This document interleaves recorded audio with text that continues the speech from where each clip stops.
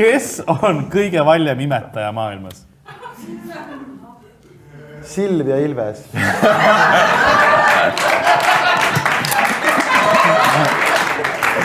See peab õige vastus olema.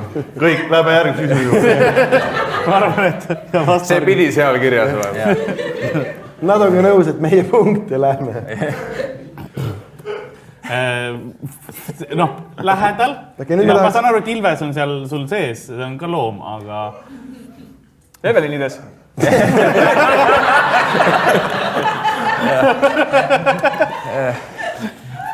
Ma ei tea, kas lähemal või mitte, ma ei oska hinnata. Teine naine, kellel on poogen. Kus kohas?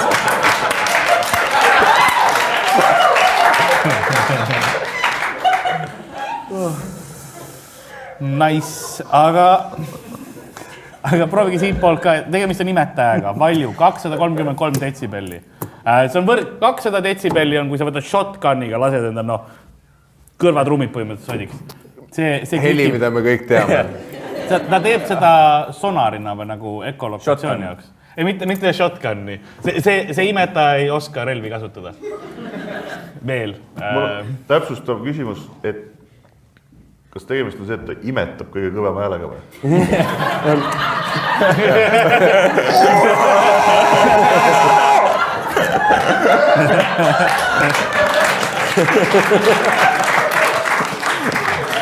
Nüüd ma saan see küsimus oleks võinud olla paremini sõnastatud. Ei, see on väga hästi sõnastatud.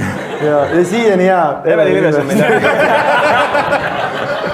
Kuidas see õige? Ei, sest... Aga see võib seega olla, et nibu on nagu selline pasun, vaata. Jaa, ma olen... Beebi hammast. Meil kunagi oli ka see...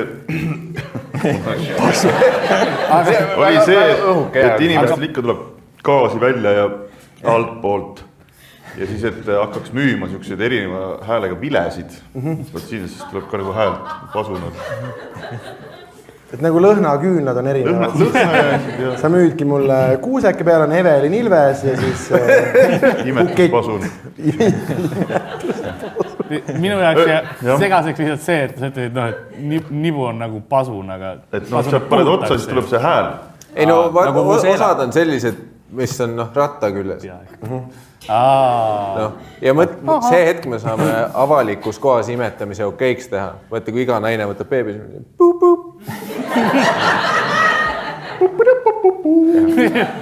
See oli kaksikud. Need on nagu polüheli. Ja kes te liitusite, meil on saade koomikud ja lahendused. Me lahendame kõik probleemid. Aga eks siis lähme, see on imetaja, nagu me oleme aru saanud, aga ta ei, selles mõttes see heli ei ole imetamisega, ta teeb seda heli selleks, et ta saab ekolokatsiooniga, see põrkub vastu, siis ta saab nagu näeb maailma tänu sellele veits rohkem. Et ta klikib. Ta klikib. Jah. Okei, seda heli ma ei tee rohkem. Priit Toobal. Ja ta pidi kommentaariumites klikkima. 200 detsibelli. Priit Toobali 200 detsibelli saurakutse. Ja lihtsalt litter ja poisid pesevad. Hops, sauna tuli. Jääb Priit Toobal. Me tulete ka, me vastame kahe tiimi peale, mõlemad tiimid ütlevad Priit Toobal. Vale vastus. Šokeeriv. Õige vastus on kašelot ehk võidisvaal.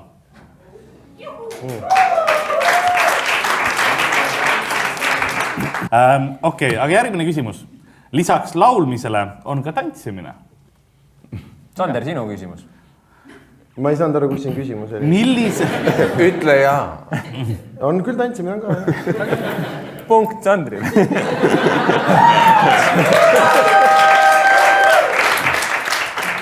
Millised olendid kommunikeerivad läbi tantsu? Inimesed. Nagu, see on tegelikult tegemist üks punkt küll. Inimesed kommunikeerivad, aga see ei ole see, keda ma otsin. Ma täpsustaks oma inimeste vastust, et kuni inimesed ei olnud õige vastus, aga sa märkisite nagu seda, et nad nagu ei räägi üldse, et kogu kommunikatsioon käib tantsimisega. See on jah. Siis ma pakun, et Veenus klaabis Saue ossid. mis on või Vaida. Kuskilt mingid Tallinna lähedalt väikestest kohtadest. Mis see liigutus on, millega nad kommunikatsiooni teevad seal? No oleneb, mis nad tahavad öelda. Sa oled õppinud ja studeerinud nende keelt, nagu ma aru saan. Kui oled niimoodi, siis on see, et keka teeme šotte, no. Aga lähme siis selle juurde, millised olendid kommunikeerivad läbi tantsu. Selle tantsuga antakse väga efektiivselt teada, kus pool on söök, kui kaugel on see söök. Sihukesed asjad.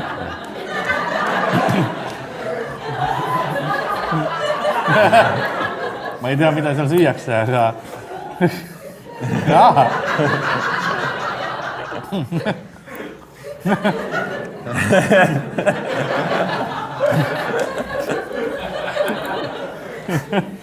Ma ei näe siin punkti kirja. Ja siis ta jäi ka vaatama, kus ta sööb?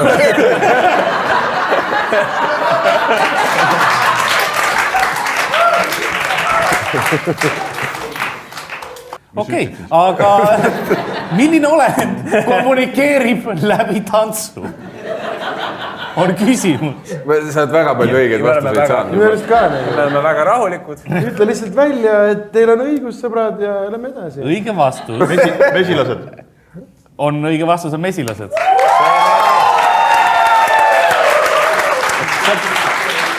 Sa teadsid kogu aja.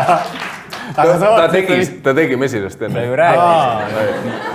Proovisin kuidagi olla nii mesilane, kui olla saab. Me kõik saime Sa aru. ei ole varem näinud mesilad. Üks ühele. Karl ei ole Veenuse mumme näinud.